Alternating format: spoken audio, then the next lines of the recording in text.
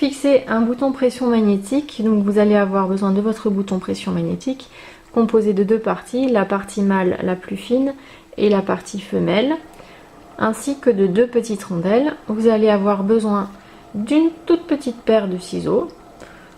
Voilà, vous allez avoir besoin d'un petit carré de thermocollant, à environ 3 cm sur 3, un stylo ou un crayon pour tissu, votre morceau de tissu, donc là moi j'ai pris un tout petit carré juste pour vous montrer, là où vous allez positionner votre bouton magnétique, et une règle ou un objet rigide pour pouvoir refermer votre bouton, peut-être une pince aussi. En tout cas moi j'utilise une règle, je vous montrerai ça tout à l'heure.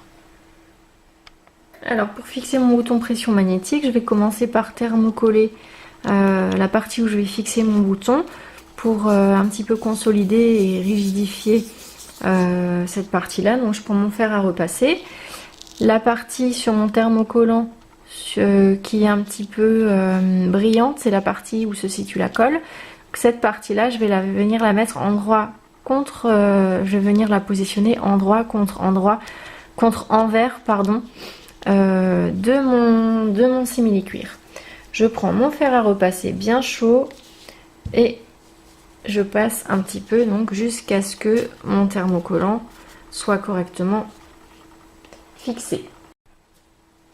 Une fois que mon thermocollant est fixé et que j'ai marqué l'emplacement du bouton de pression magnétique, donc ça j'avais oublié de préciser, je prends une petite paire de ciseaux et je viens faire deux petites entailles espacées d'environ 1 cm, donc au niveau de mon marquage. Voilà, ce qui va me permettre par la suite de passer les petites pattes de mon bouton à travers les entailles. Alors une fois que j'ai mis mon thermocollant, que j'ai fait mon marquage au stylo bille ou à la clé pour tissu et que j'ai fait mes petites entailles au ciseau, je viens prendre ma partie mâle ou femelle et je vais venir la placer, donc passer les pattes à travers les entailles que je viens de faire. Voilà, hop, donc elle passe de l'autre côté.